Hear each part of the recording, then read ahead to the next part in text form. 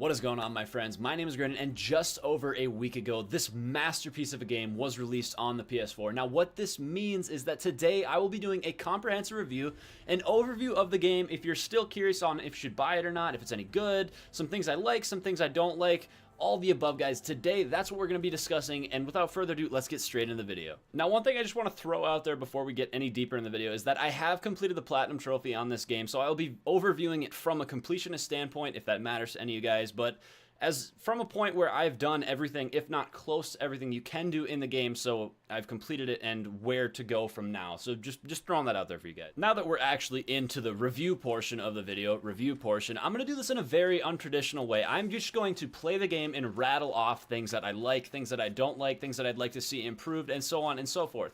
With that said, guys, let's get straight into some of this gameplay. Now, the first thing that I want to kind of note that I noticed personally is when I played this game, the first RPG that I could relate it to was Far Cry. Now, this is totally because of the way that the skills are set up, the way that the map looks, even a little bit of the weaponry, because Far Cry 4 had a very similar weapon system, same with the traps and the foods and all the different upgrade capacities and so on and so forth, but that's not a bad thing. Comparing it with Far Cry 4 in my eyes, considering it was such a great game, and this is as well, is almost a compliment to it. Now, again, this being a newer game from a company that has not traditionally done RPGs like this is a very, very big statement because of the caliber of game that Far Cry is.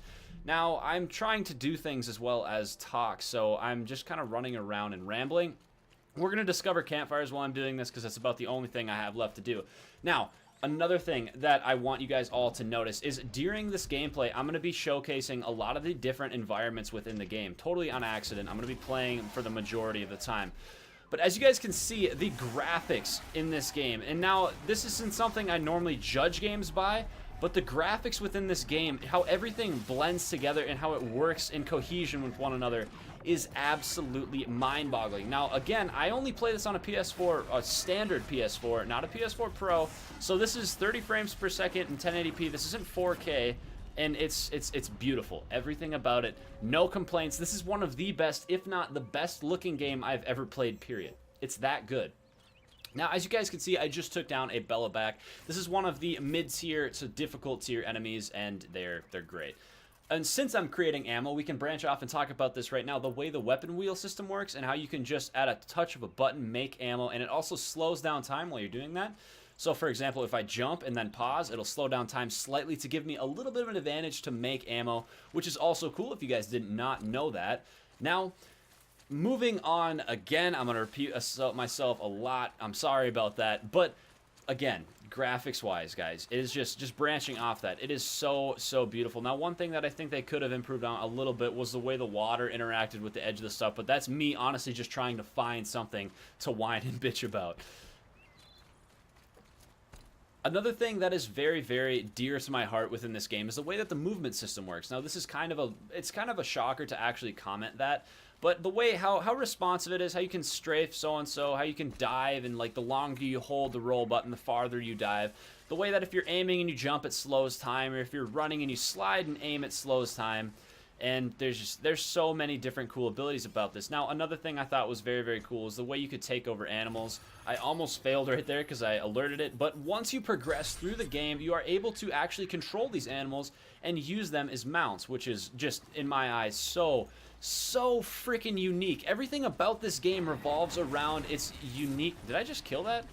Okay, no, none of that. Everything about this game revolves around how unique it is and how different it is from any other thing we've ever seen. Now, one of the things that really touches dear to my heart again within this is the fact that it is based in a post-apocalyptic society. However, the way in which they kind of conveyed this apocalypse and how it all came about to happen was almost realistic. It was almost so well done that it seemed like if it could happen.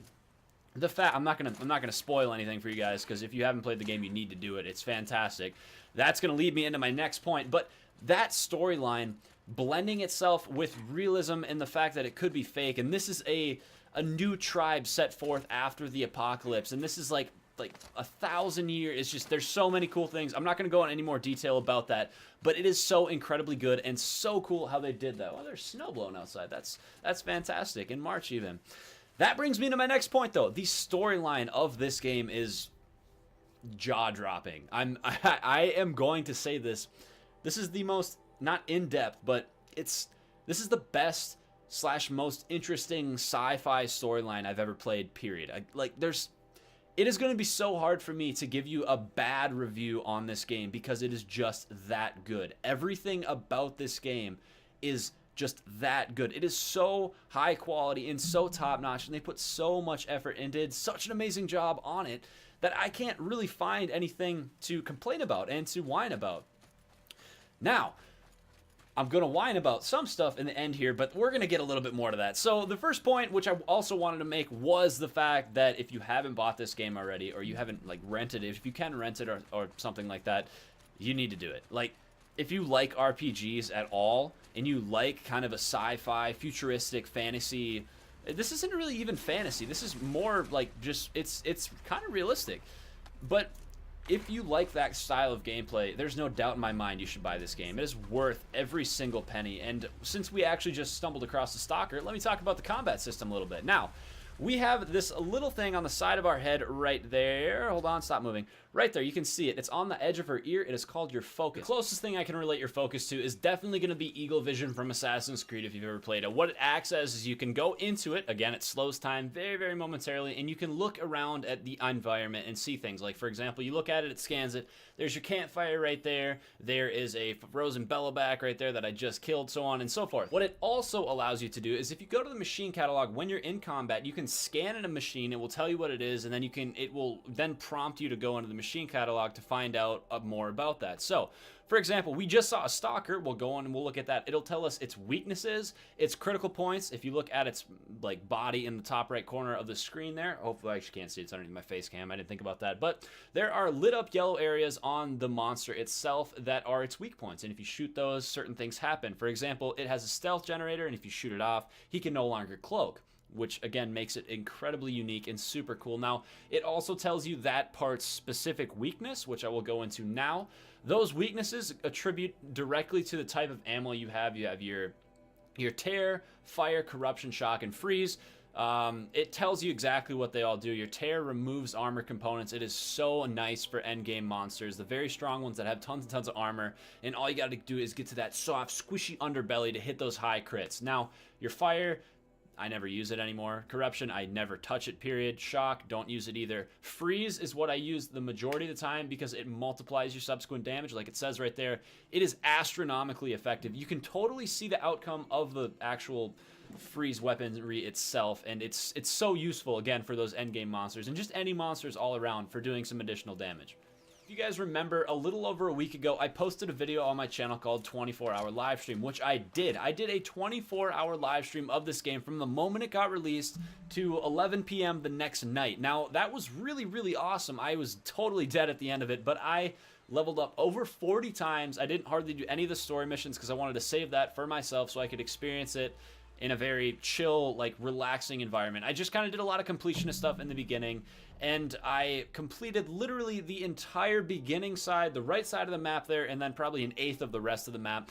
But the point I'm trying to make about this is that after I did that 24-hour live stream, I went to bed. I slept for like 12 hours. But the second I woke up the next morning, I showered, I ate breakfast, I did all that stuff. But I got right back onto Horizon, and I played it for probably another 8 hours that day. And guess what I did the day after that? The same exact freaking thing. The game was that good in the beginning that I couldn't put it down, and I had to keep playing. It was like an addiction. I had to feed it. But at this point, like all other RPGs, I have completed pretty much everything there is to complete, and until a new update is released or until an expansion is released, which I hope to God they do, I can't play it. I don't want to just milk it and just kill every fun aspect out of it if I'm going to keep playing, because there's no goals to push towards. There's no new things that I could do. Of course, I could run around and discover all the animal locations and all the audio logs and stuff, but I really don't want to do that, and I'll just leave that for another time.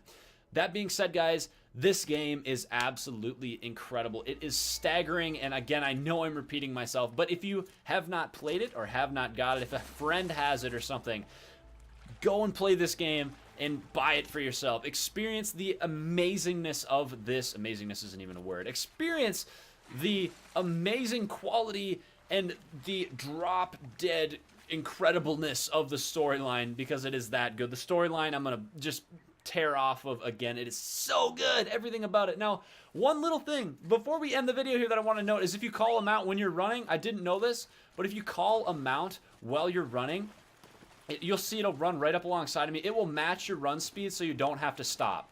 I think that is so cool, and that is so next level. I had to throw it in the end of the video here. But guys, that being said, thank you for watching this comprehensive review. It's not comprehensive in any way, I realize that now. But if you did enjoy it, please be sure to leave a like on the video, guys. It really inspires me to make more. And if you have any questions about the game, by all means, leave them in the comment section below, guys. I will be answering every single one of them. And guys, thank you all for watching. My name is Granite, and we will see you in the next one.